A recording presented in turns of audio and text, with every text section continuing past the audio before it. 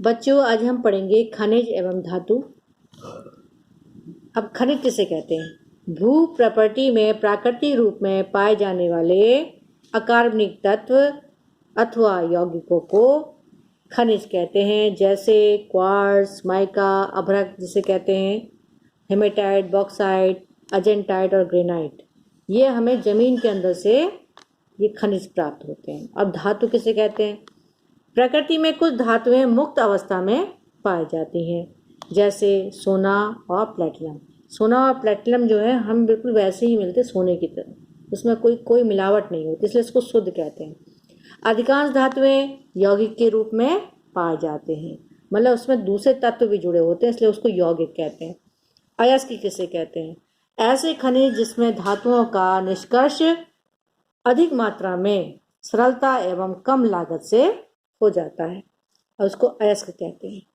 इसे ओर भी बोलते हैं अंग्रेजी में।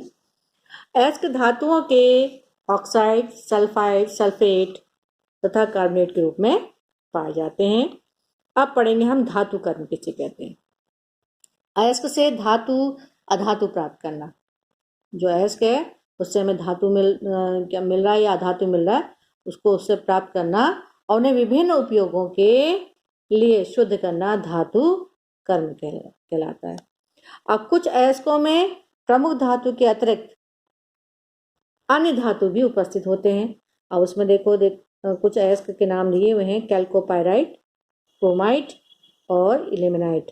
कैल्कोपाइराइट जो है उससे तांबा मिलता है और क्रोमाइट से हमें क्रोमियम मिलता है और इल्मेनाइट से जो है हमें टाइटेनियम मिलता है। लेकिन इसके अलावा इसमें लोहा भी होता है, इसलिए कुछ धातुओं में उनके मुख्य धातु के अलावा दूसरे धातु भी जुड़े होते हैं। अब हम पढ़ेंगे उपधातु। तत्व धातु तथा अधातु होते हैं, परंतु कुछ तत्वों में धातु तथा अधातु दोनों के ही गुण पाए जाते हैं और इन तत्वों को उपधातु कहते हैं, क्योंकि इसमें धातु के गुण भी मिल रहे हैं और अधातु के गुण भी मिल रहे हैं, जैसे जर्मेनियम, आर्सेनिक, एंटीमनी। अब मैं तुम्हें कुछ बताऊंगी। कुछ अयस्क हैं, मैंने बताया था कि अयस्क है, मैग्नेसाइट है, कैलेमाइन है, गैलेना है, कॉपर ग्लास है, हेमेटाइट है, बॉक्साइट है, अर्जेंटाइट है, जिप्सम है। मैग्नेसाइट से हमें मैग्नीशियम, कैलेमाइन से हमें जिंक, गैलेना से लेड, कॉपर ग्लास से कॉपर, हेमेटाइट से आयरन, बॉक्साइट से एल्युमिनियम, अर्जेंटाइट से सिल्वर और जिप्सम से हमें कैल्शियम मिलता है। लेकिन मैग्नीशियम जो है वो कार्बोनेट के रूप में मिलता है, हमें मैग्नीशियम कार्बोनेट से बोलते हैं।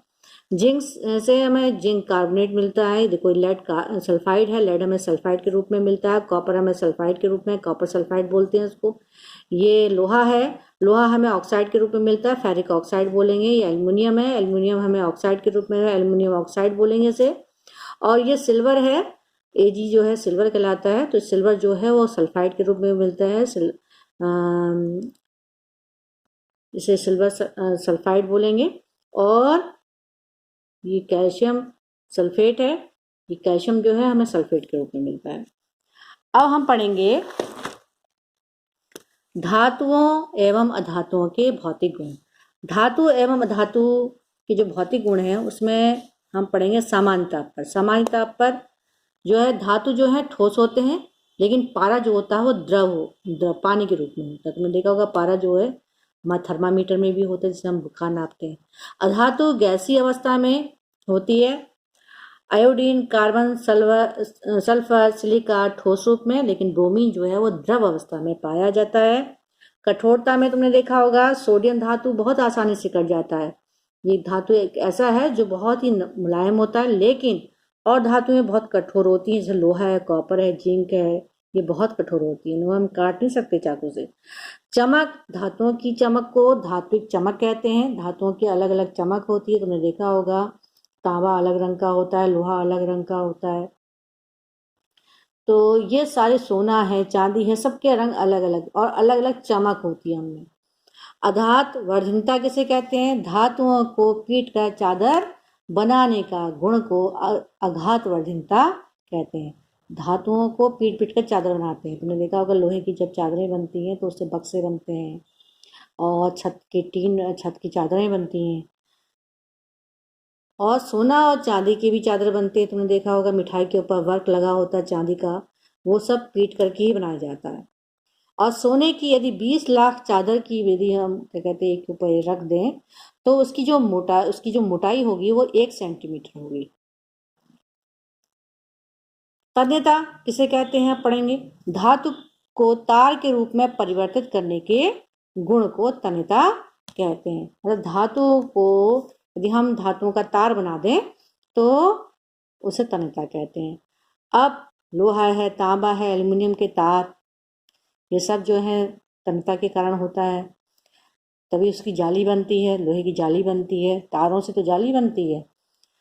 अब 1 ग्राम सोने से 2 किलोमीटर लंबा तार बनाया जा सकता है। 1 ग्राम यदि सोना है उससे जो है हम 2 किलोमीटर लंबा तार बना सकते हैं। इतनी अधिक तन्यता होती है सोने में। अब हम पढ़ेंगे चालकता। सभी धातुएं विद्युत एवं ऊष्मा की सुचालक होती हैं। कोई भी धातु होती है वो उसमें करंट बहता है, वो विद्युत का सुचालक होता है। और ऊष्मा, उसमें गर्मी, यदि एक सिरे से हम गर्म करें तो दूसरा सिरा उसका गर्म हो जाता है, इसलिए उसको सुचालक कहते हैं। अधिकांश अधातुएं, बहुत सारी अधातु जो होती हैं, जो धातु नहीं होती हैं, वो विद्युत और ऊष्मा की कुचालक होती हैं। लेकिन कार्बन एक ऐसा अधातु है जो विद्युत का सुचालक होता है, उसमें विद्युत बहती है, विद्युत का आवेश उसमें बहता है, इसलिए उसको विद्युत का सुचालक कहते हैं।